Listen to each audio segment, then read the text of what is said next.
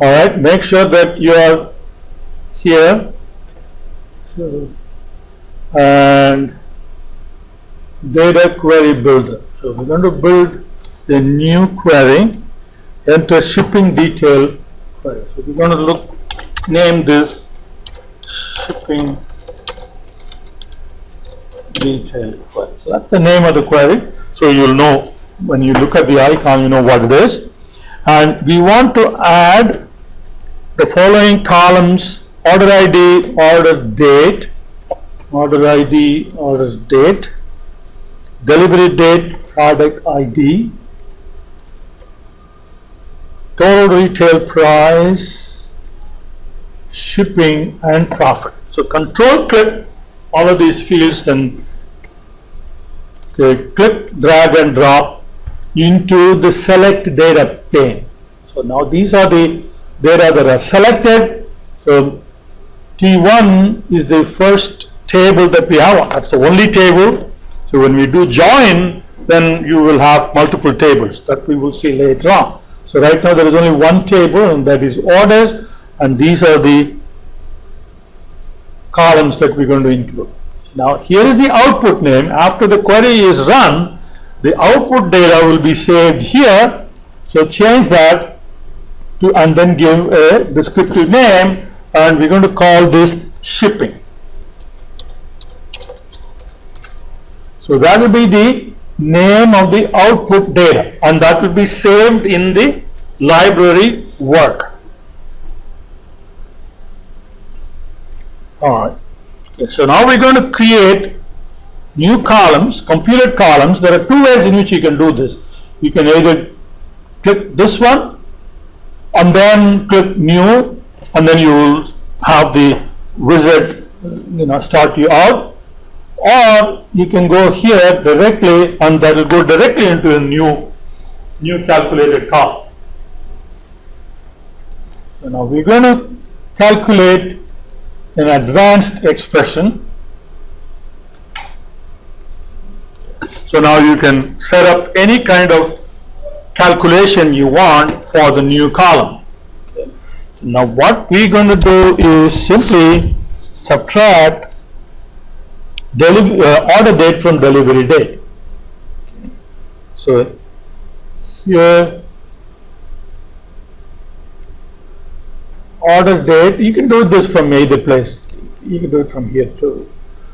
So order date, order date comes first. So it's a delivery date, which is a larger number. So you have to go delivery date minus order date. Okay. So that will give you the time between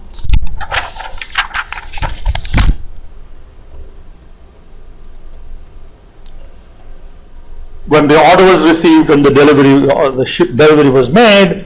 So here we can call the name, we can give a name to the column, days to deliver. So this is the name of the field. Okay, it is the name for the column. So you cannot have spaces there. You cannot have any special characters and so on. You need to understand the naming convention, what names are legal and what names are not. So name of an icon, that can have spaces and stuff, because that's not used in any computation. These are used in computations, so you have to follow the rule. And label, you can give any label that you want. Label is just a label, so spaces are allowed. Days to deliver. All right.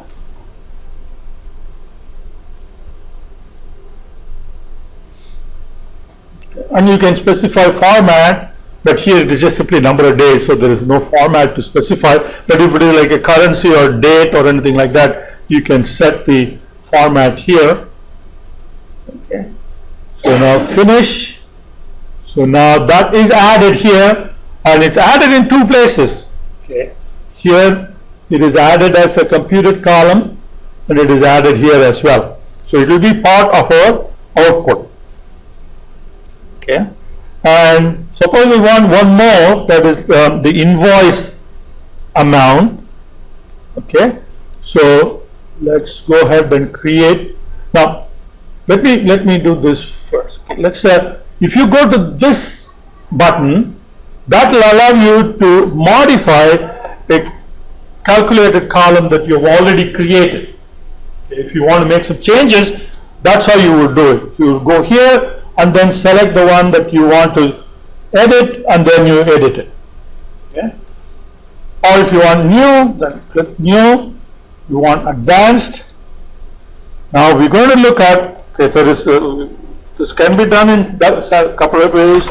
Sum is a function that is available. If you click this plus here, and by category, all the different functions that are available for us to use in computations are here. So we will be using some of them later on, but obviously we're not going to do all of them.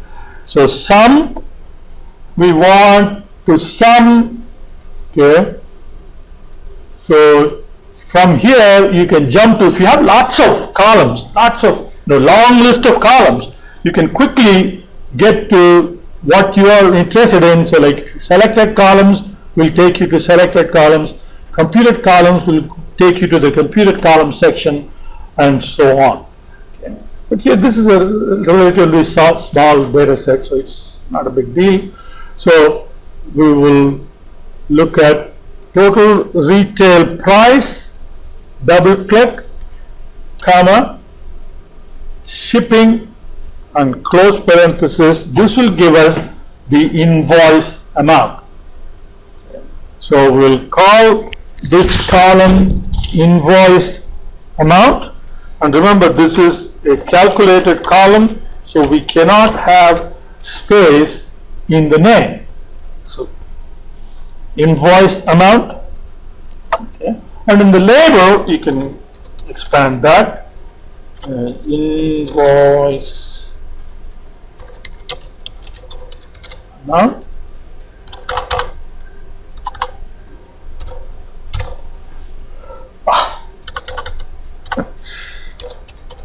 Okay, and we can change the format. So we want to change it. This is a dollar amount, so you can do currency $W.D and say we want 10 overall width and 2 decimal places. What is the one under it mean?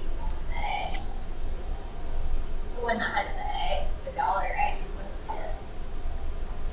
The one right under it has dollar and then X. Dollar X W.D? Yeah, what is it? I don't know. Dollar W.D is, okay, writes dollar signs, dots, and commas. There are so many different formats available, it's really impossible to keep track of all of them. But W.D is dollar sign, commas, and decimal point. Dollar signs, dots. I don't know what that means. But this is the more standard one. Okay. And what else? Invoice amount, dollar amount, and that's it. Finish. To emphasize, so that's the now close. So now we have the second calculated column, and now to emphasize the longest delivery time orders, we're going to sort by days to deliver in descending order. So it will highlight the orders that took the longest. So run. So here are the orders. So now you can then do further analysis. Save. Going to save it as project 4, chapter 4.